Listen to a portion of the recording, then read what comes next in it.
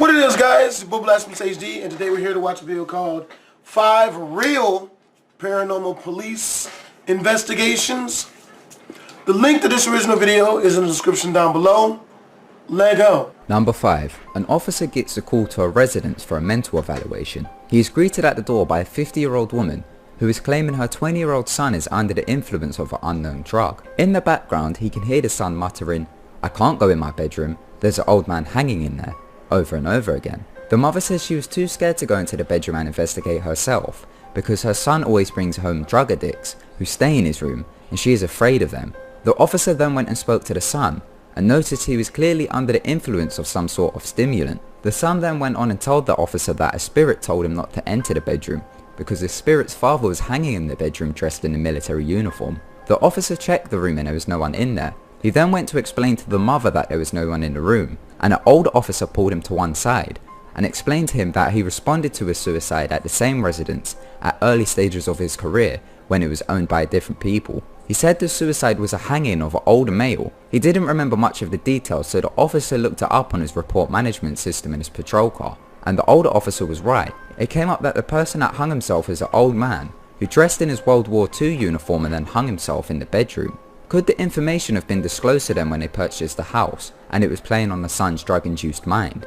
Or could he have actually heard a spirit speak to him? I guess we'll never know. Number 4. The year is 1998. Police get information that a missing boy is living in an abandoned hospital, so they go there to investigate. 4 police officers enter the creepy hospital which had no electricity. They first search the cafeteria and find more than 100 jars stacked from floor to ceiling, all filled with urine. So they check with dispatch and find out that a crazy man had also been living there. Now all the officers were really creeped out and on edge. They made their way through the wards, checking every room. The rooms contained decayed furniture and hospital equipment. The nursery still had incubators and baby beds. The officers cleared all 4 top floors and then made their way into the basement which contained the morgue. Flashlights in hand, the officers searched the basement. It was empty except for one metal bed. As they approached the morgue, their flashlights became dim and one of the officers' flashlights went out completely. Now they are in the morgue in almost complete darkness, so they get worried and start to make their way back. But the morgue doors locked on their own. They tried to force it open but it wouldn't budge. They begin to panic and run towards the other side of the morgue where the other exit is. They said the smell of death was in the air, and right next to the exit they found a dead body. The body was of the crazy man. He had fallen down an elevator shaft which was right next to the exit. The kid that they was looking for was found at his girlfriend's house and was safe. Do you think the morgue was haunted? Can you explain what happened? Let me know in the comments. Fuck that.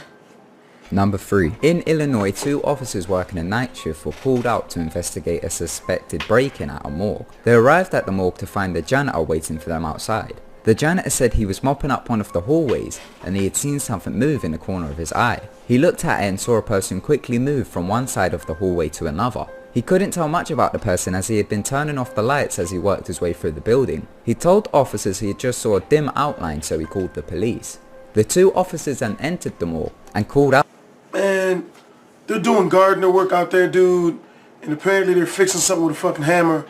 Man, every time I watch this scary shit, dude, the smallest sounds scare the shit out of me. Heard that? I'm like, what the f... Man, I gotta stop watching this shit. Out for anyone there to show themselves, but they got no answer. They then split up and began to look through the morgue, checking every room, and occasionally calling out again. An officer then heard his partner call out, "Stop! Turn around!" He ran over to his partner and saw his partner pointing a gun down the corridor. He then said she went that way. They worked their way down the corridor checking every room, but they was all empty.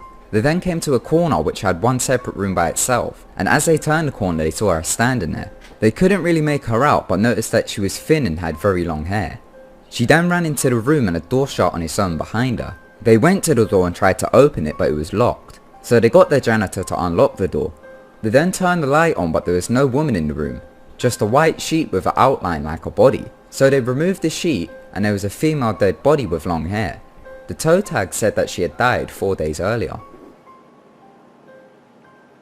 Number 2. Police officers get a domestic call to a housing complex in a very bad neighbourhood because neighbours reported loud screaming and banging. 4 officers arrive on scene and go to the apartment. A Mexican woman answers and that don't make no damn sense. They usually roll up in that bitch like 9 deep. Lets them in and begins to explain that one of her male family members had been acting strange for weeks and then started screaming at them that he was going to eat them and that he had been dragged back to hell because he had broken the agreement, and then started begging for the Virgin Mary to save him. His family tried to restrain him, but he was too strong. Then he started foaming at the mouth and started screaming in an unknown language. The family believed he was possessed and put him in the bedroom. The officers made their way through the apartment. In the kitchen there was an elderly woman clutching candles and a photo of Mary, and there was children huddled in a corner, terrified and shaken. The officers could hear the man screaming gibberish from the bedroom. It was so loud that it was shaking the walls. They approached the bedroom and could hear several voices shouting very loudly.